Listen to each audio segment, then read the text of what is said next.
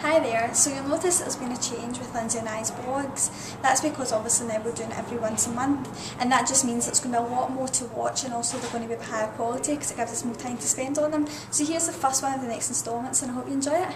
So Sarahjane and I have both had various mentoring sessions this month. One which particularly stood out for me was when Stevie and I were talking about role models. Now my role model is Duncan Bannatyne, but we're also talking about other people of influence, and I mentioned Michelle Mone. Now Stevie asked me, have you wrote to Michelle Mone? Have you told her about yourself? Does she know about your journey with the Recruit programme? And I was puzzled by this. I said no, and he said, well, why not? Why haven't you taken the opportunity to write to her and let her know, because she too is probably very passionate about youth like Stevie, and she would be very interested to hear my story. So I took it upon myself, when I went back to work. I wrote a letter to her. I also emailed her PA, and as you'll hear later on in the blog, we'll see what happened with that. So you've heard Lynsey describe how we've had a lot of mentoring this month. What's been particularly different, however, is that now Lynsey and I have had them separately. So before we were both coming in and getting mentored at the same time, now we're really taking ownership of what we want to be mentored on.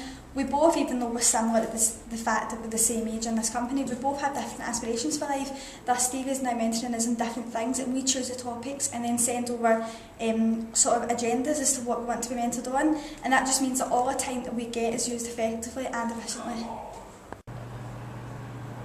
Hiya, so that's me checking out the Seasonal Gardeners graduation vlog. The graduation actually took place on Friday, so it was a really fantastic event. We had the 3 groups of seasonal gardeners, we had the non-sector specific academy from Renfrewshire, and we also had the Edinburgh Positive Transition Academy. So it was really fantastic to see the 3 groups all together, all talking about the fantastic journey that we've had, and a lot of them really excited about going into employment, especially the seasonal gardeners who have started yesterday, so best of luck to them as well. I think for me this experience was different in particular as I took on the role of training coordinator. So it was obviously a lot more tasks for me to do, a lot more responsibility, but I have really enjoyed it, embraced the challenge, and I'm definitely looking forward to the next academy that we've got coming up, so I'll keep you posted. Hi there, so obviously at KBS we're coming up with a lot of new ideas. However, what's really important as well is we're building upon this and maintaining the standard. At the start we decided we'll upload blog posts, and that means we can tell people about our journey, but now we're thinking, well, how can we think of new ways to broadcast this? Being teenagers ourselves, obviously we've got to grasp with social networking, so we've decided to use Twitter, and that can give our own accounts to where we can upload links to our blogs. So yeah, Twitter is an innovative way of getting our story out there, so we're hoping that other youths will watch our clips and things and be inspired by what we do, and hopefully it will motivate them to do something like that. So here we've got our Twitter name, so if you want to follow us, that would be greatly appreciated. Thank you.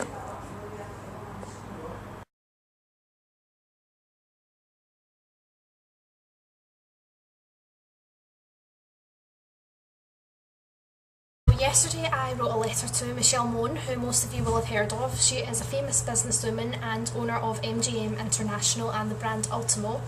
Her story has completely inspired me. She left school with no qualifications and joined a company as an office junior, just like Sarahjane and I.